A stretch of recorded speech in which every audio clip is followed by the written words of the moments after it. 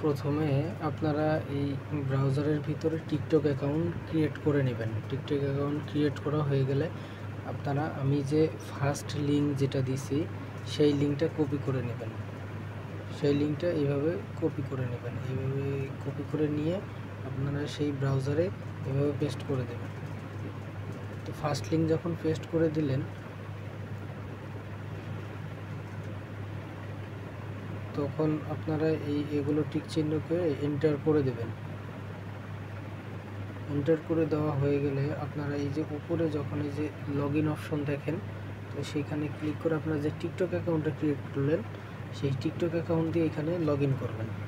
এই TikTok account দিয়ে এখানে লগ ইন করবেন। তো এখানে যখন আসবে তখন আপনারা বরাবরের মতো এই যে এইখানে ইমেল অ্যান্ড পাসওয়ার্ড দিয়ে আপনারা টিকটকটা লগ ইন করবেন। ইউজার দিয়ে এইখানে আপনি এই যে এটা দিয়ে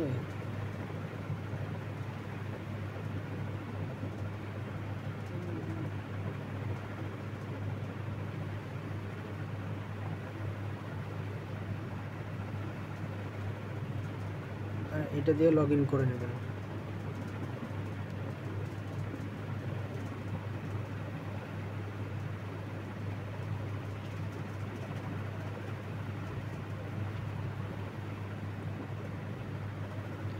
তো বরাবরের মতো যখন এরকম আসবে এখানে কন্টিনিউ দেবেন। কন্টিনিউ দেওয়া হয়ে গেলে আপনাদের যখন এইখানে 10 আসবে তো এখানে ক্লাইমে ক্লিক করবেন। ক্লাইমে ক্লিক করলে এইখানে যে অপশনটা আসবে আপনারা তো জানেন এই অপশন আসলে কি করতে হয়। তো যেটা দিয়ে টিকটক অ্যাকাউন্ট ক্রিয়েট করছেন সেই মেলটা এখানে দিবেন। এইখানে চাপ দিলে ভেরিফিকেশন কোড যাবে, এইখানে বসাবেন, এইখানে পাসওয়ার্ড দিবেন, দেন কনফার্ম করে নেবেন। হিউম্যানটাও কি করে কনফার্ম করে নেবেন। তো হয়ে গেলে আপনারা এখানে কনফার্ম করে নেবেন।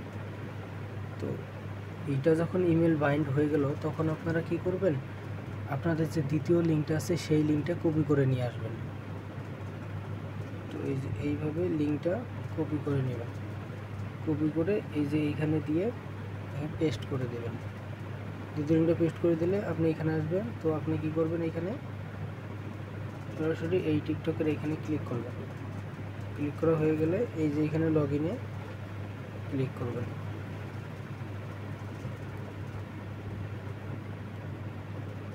তো লগ ইনে যখন ক্লিক করবেন তখন দেখবেন যে আপনার আর কিছু করা লাগতেছে না, এইখানে টিকটকটা লগ ইন হয়ে গেছে। তো যাই হোক এখানে উপরে আসবেন, মানে এইটা যদি আপনার আসে, যদি এই পেজ আসে তাহলে আপনি এক কাজ করতে পারেন, এখানে ব্যাক করেও আসতে পারেন অথবা সেই লিঙ্কটা আবার এখানে পেস্ট করে দিতে পারেন, দ্বিতীয় লিঙ্কটা, তাহলে আপনার এই পেজ চলে আসবে। তো এখানে আসার পরে আপনি প্রথমে এই যে এইখানে ক্লিক করবেন। তো এখানে আমি ক্লিক করলাম। এই যে যখন আমার এই যে এইখানে ক্রিয়েটিং সাকসেসফুল দেখাবে তখন আমি এই দ্বিতীয় জায়গায় ক্লিক করব। যদি সাকসেসফুল না দেখায় আমি আবার প্রথমটা ক্লিক করে এরকম সাকসেসফুল আসলে তারপর আমি নিচেরটা ক্লিক করব। আচ্ছা যাই, তখন আমি এইটা ক্লিক করব, দেন আমি এইটা ক্লিক করব। করার পরে যখন আমার এটা আসবে তো আমি এই যে উপরে রিলোডটা দিব, এইখানে রিলোডটা দিব।